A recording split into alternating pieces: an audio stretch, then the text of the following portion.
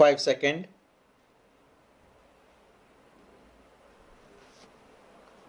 Start. I shall now give a brief survey of the provisions in the bill which are designed to encourage investments in productive enterprises to stimulate higher productive as well as exports and to provide resources for expansion of industry. In order to encourage investment by individual and Hindu undivided families in the equity shares of new industrial companies in India, provisions has been made for the grant of tax-free tax credit certificates to them with reference to their subscription to eligible issues of capital by such companies for a period of 4 financial years commencing with the financial years in which the investment is made. The amount of tax credit certificates is to be calculated at a slab system of rates and will be limited to rupees 1250 for each financial year on a total investment of rupees 30,000. Under the original provision in the bill, only the first subscriber to eligible issue of capital qualifies for the tax credit certificates. Considering the fact that a substantial part of the capital issues made in recent months has had to be taken up and is still held by financial institutions which underwrote those issues, the eligibility for tax credit certificates has been extended to individuals and Hindu undivided families who purchase shares forming part of an eligible issue of capital from an underwriter declared as such in the relevant prospectus. Incentives for increased industrial production as well as for the more efficient use of the capital already invested are provided in the form of tax credit certificates with reference to the central excise duty payable on increased production in the relevant year over that of the base year and with reference to the additional amount of corporation tax payable by a company in the relevant year over that payable by it in the base year. The amount of the tax credit certificates granted for these purposes is required to be used for discharging debt obligations, acquisitions of capital assets in India, including construction of a building for the purpose of the business, and in the case of a company also for the redemption of its debentures.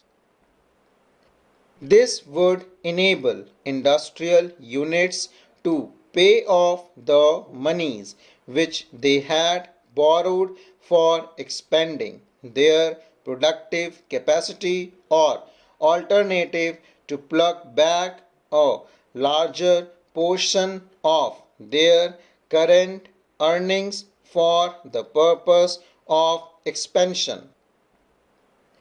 As stated in the Finance Minister's budget speech, it is necessary to provide some more assistance to our export industry on a discriminating and selective basis in order to mitigate and disadvantages under which it operates in the foreign market and to help it achieve its full competitive position.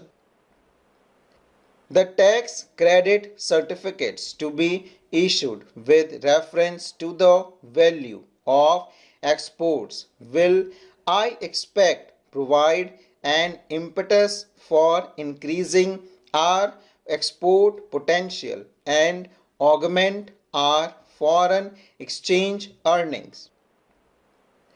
In this connection, it is proposed to set up an advisory board on tax credit certificates for our exports to advise government regarding the commodities for which the certificates should be granted as also the rates.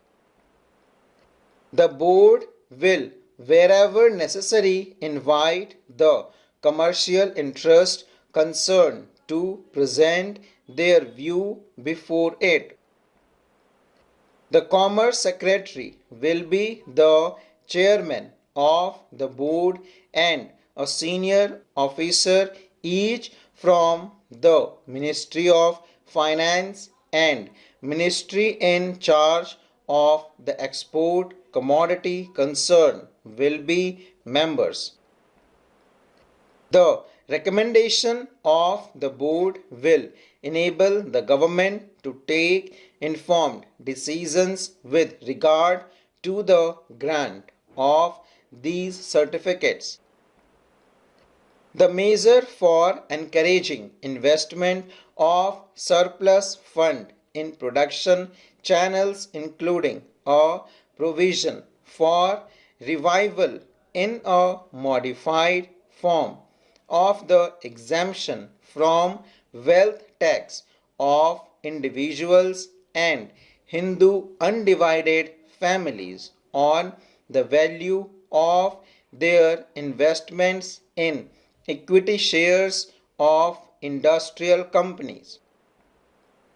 This exemption will be available to individual and Hindu undivided families on the value of any equity shares were held by them in an industrial company where such shares form part of the initial issue of equity share capital made by the company after the 31st March 2000 and will extend over a period of 5 successive assessment year commencing with the assessment year next following the date on which the company commences the operation for which it has been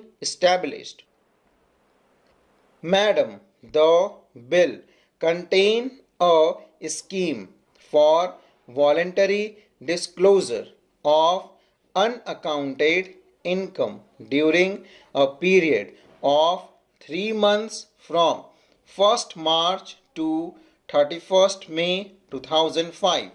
Tax is payable on the amount declared at the ad hoc rate of 60% with a rebate of 5% of the tax where the declaration has been made and the tax has also been paid not later than 31st March 2005 where the declarant is unable to pay the tax on the amount declared immediately, he has the option to pay it within a period of 6 months from the date of declaration, provided he furnished adequate security in the form of a guarantee for a scheduled bank full stop.